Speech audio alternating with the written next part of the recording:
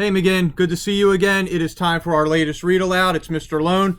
Always glad to share some time with you, to share some stories, and to see what kind of adventures we can go on.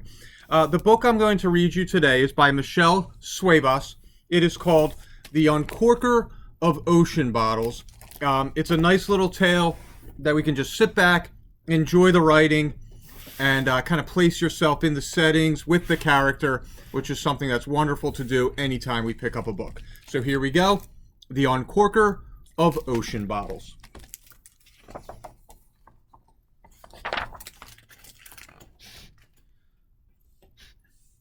The Uncorker of Ocean Bottles lived alone on a high spot with only one tree for shade. He always kept his eyes on the waves, watchful for a glint of glass. He had a job of the utmost importance. It was his task to open any bottles found at sea and make sure they were delivered. Sometimes to deliver a bottle, he needed only to stroll to the nearest village. Other times, he would journey until his compass became rusty and he felt loneliness as sharp as fish scales.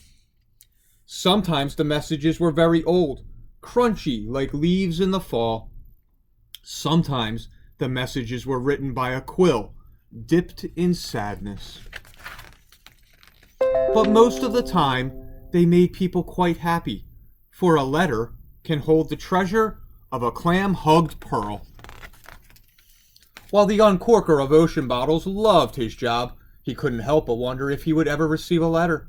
Truth be told, each time he opened the bottle, a part of him hoped to see his own name winking from the top of the page. But then he remembered that this was about as likely as finding a mermaid's toenail on the beach, for he had no name. He had no friends.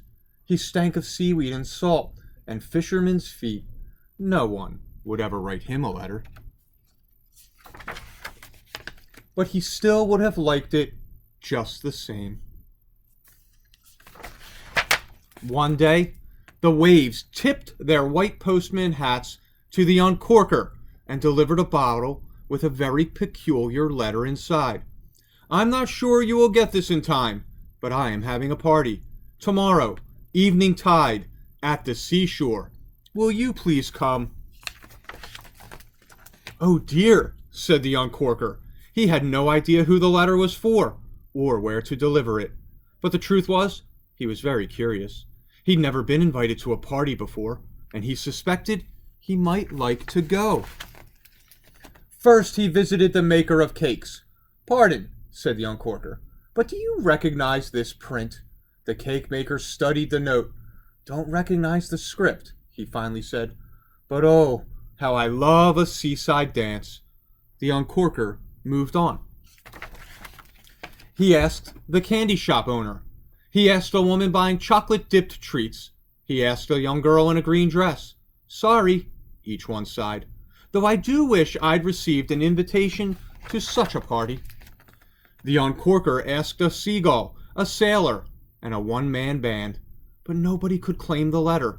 Nobody in the sky, or sand, or sea. The Uncorker felt very low. This was the first time he'd been unable to deliver a message. As he fell asleep that night, the Uncorker decided to go to the seashore the next day. He would go and apologize to the writer of the note. The Uncorker of Ocean Bottles arrived early, carrying a handful of his favorite seashells. He thought it might be rude to show up uninvited and empty-handed. The seashore was draped in seaweed and starfish. Candles floated in clamshells. There were sand sculptures and umbrellas. It's you, said the maker of cakes. How grand, said the candy shop owner. The other guests had arrived already. A woman, a girl in a green dress, a seagull, a sailor, and a one-man band.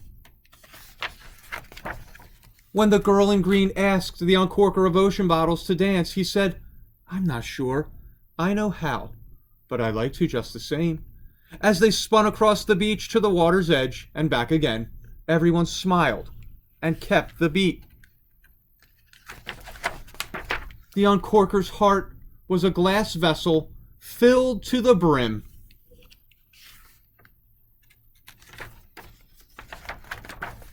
As the stars began to arrive, and the moon as well, the uncorker took out the bottle he had been unable to deliver. "Perhaps," he said, his mouth full of cake, "yes, perhaps I shall try to deliver this again tomorrow." So, boys and girls, I hope you enjoyed that story. Just throw yourself into kindness, into understanding what some people go through, loneliness, but being there for others is a really nice thing. And write someone a letter here or there. So enjoy the rest of your night, and I will see you back for our next read aloud. Have a good one, again.